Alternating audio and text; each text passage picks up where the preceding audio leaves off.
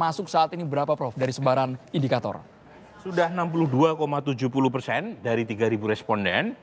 Memang sampel yang kami tetapkan cukup besar karena untuk mengantisipasi hasil jikalau paslon 02 itu selisihnya hanya tipis di atas 50%. Tapi kan data ternyata menunjukkan kemenangan besar ya paslon 02 dan karenanya sampel 2000 TPS sebenarnya sudah cukup untuk bisa memprediksi hasil akhir quick count hari ini. Nah, dari data kita temukan memang Prabowo Gibran unggul hampir di banyak wilayah ya, kecuali di Aceh. Di Aceh kemungkinan besar seperti survei yang kami temukan awal Februari pasangan Amin unggul telak kisaran 80% dan itu terkonfirmasi baik di exit poll kami maupun quick count hari ini. Meskipun datanya belum 100% ya dari TPS di Aceh, tetapi sepertinya nyaris tak terkalahkan Amin di sana. Yang kedua adalah kita masih menunggu data masih kurang lebih separuh dari TPS yang kita datangi sebagai sampel di Sumatera Barat, tetapi ada indikasi ya pasangan Amin juga unggul di Sumatera Barat. Kemudian yang masih cukup seru itu adalah DKI Jakarta karena selisihnya hanya kurang dari 1% antara paslon 02 dengan paslon 01. Tipis sekali. Tipis sekali. Nah, di luar itu Prabowo Gibran unggul, bahkan di wilayah yang kita tahu sangat merah ya, yaitu Jawa Tengah maupun di Bali ya. Di Bali kita masih perlu menunggu karena sampelnya juga tidak cukup besar. Baru 34 dari 47 TPS terpilih di Bali yang sudah memberikan data ke sistem kami. Nah, per hari ini ada indikasi Prabowo Gibran unggul di Bali. Dan itu luar biasa. Karena survei terakhir memang ada indikasi kenaikan Prabowo Gibran, tetapi banyak yang tidak mengira, termasuk saya, bahwa Prabowo bisa menang di kandang banteng. Jangan lupa, waktu Pak Jokowi unggul didukung dengan PD Perjuangan, di wilayah ini kemenangannya 99%. Dan sepertinya dengan approval rating di Bali kepada Presiden Jokowi yang 99,5%, efek Pak Jokowi lebih menjelaskan ketimbang dominasi partai. Angkanya masih erat sekali ya Prof? Erat sekali. Jadi memang kita bisa simpulkan hari ini kemenangan Presiden Jokowi. Ya. Terlepas dari apapun sebabnya, efek bansos, efek personality, efek approval rating. Tetapi hari ini yang menang secara formal adalah Prabowo Gibran, tetapi yang menang secara simbolik adalah Joko Widodo. Oke, itu versi dari indikator. Kita menuju ke LSI DNIJA, angka yang sudah masuk, suara yang sudah masuk dari sebaran TPS ada sekitar berapa? TPS yang disebar respondennya? Kalau kita mengambil 2000 TPS ya, 2000 TPS atau 2000 sampel dari total kurang lebih sekitar 820.000 TPS ya. Jadi 820.000 TPS kita mengambil 2000 TPS dan 2000 TPS itu sebetulnya sudah oversampling. Sehingga memang data yang kita dapatkan dari hasil quick count ini kita yakin bahwa itu bisa mewakili ya. Walaupun sekali lagi bahwa ini adalah hasil dari quick count ini adalah hasil perkiraan atau hasil pendugaan terhadap dukungan masing-masing kandidat. Dari data yang sementara ya per saat ini sudah masuk kurang lebih sekitar 81,7% ya, 81,7% data masuk. Dan dari 81,7% kita melihat bahwa datanya sudah stabil ya, trennya tidak banyak berubah ya, dinamika perubahan antara kandidat juga tidak banyak mengalami perubahan ya di antara ketiga pasangan calon. Kemudian kita lihat juga memang kalau kita lihat secara zonasi, jadi kita membuat 10 zonasi.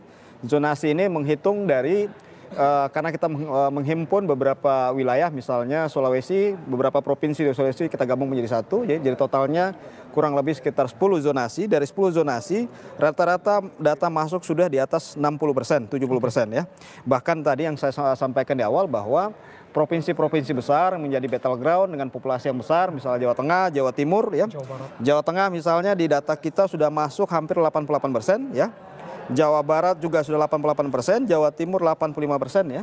DKI Jakarta sudah mencapai 80%. Jadi data kita memang sudah cukup secara firm, cukup konklusif untuk kita bisa menyimpulkan ya, karena datanya sudah sangat stabil dengan data masuk yang cukup besar ya. Bahkan tadi saya tambahkan ke Mas Burhan ya, kita lihat ada beberapa perubahan di kandang banteng ya dari pemilu kali ini, misalnya Bali ya. Karena data masuk kita mencapai 93% ya. Di sana posisinya Prabowo Gibran unggul ya, 53. Ya, 53,93% di Bali dibanding Ganjar Mahfud di angka 41%. Ya, dengan batas MOE untuk kita di Bali kurang lebih 4%. Errornya ya. 4,3% karena ketika kita turunkan menjadi di provinsi memang MOE-nya pasti berubah. Ya, kalau kita hitung dengan MOE 4,3%, maka memang Prabowo Gibran masih tetap unggul di Bali ya. Jawa Tengah apalagi ya, karena ini sudah terdeteksi dari survei terakhir menunjukkan bahwa Prabowo Gibran juga sudah menyalip pasangan Ganjar Mahfud di Jawa Tengah. Sehingga dengan hasil ini kita lihat hanya beberapa wilayah saja yang memang ada kandidat lain atau paslon 01 yang unggul ya, misalnya Sumatera Barat, kemudian Aceh.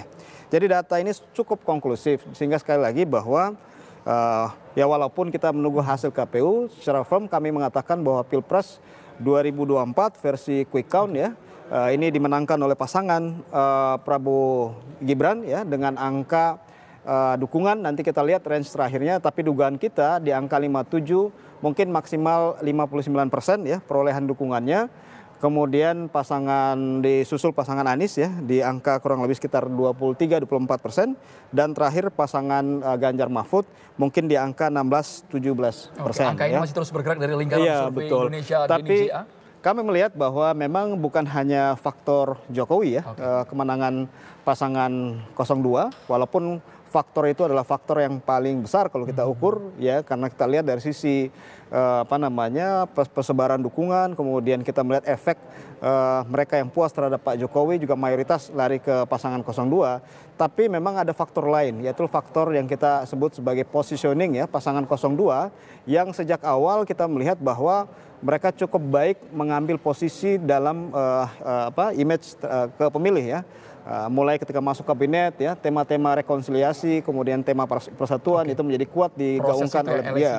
Saya pikir itulah salah satu. Bung Henry Satrio dulu, bagaimana angka terakhir yang suara masuk sudah berapa sejauh ini, Bung Henry Satrio? Ya, kalau kedai kopi memang suara masuknya sebentar tuh. Ini belum berubah juga, tapi memang sudah lebih dari 70% juga. Dan nampaknya juga memang sulit bergerak lagi. Jadi antara kalau Mas Anies mungkin 23-24, Pak Prabowo ada di angka 58-59, sementara Mas Ganjar mungkin ada di angka 16-17% ya. Nah ini memang sudah 74% kami masuknya, 72,9% di sana, tapi di kami sudah 75%. Dan nampaknya memang di angka segitulah. Pak Prabowo, Gibran akan nunggu 58-59.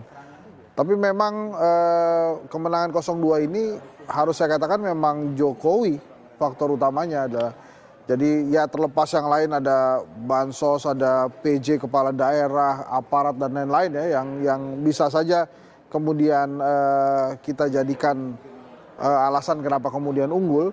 Tapi faktor Prabowo plus Jokowi ini memang mendominasi gitu.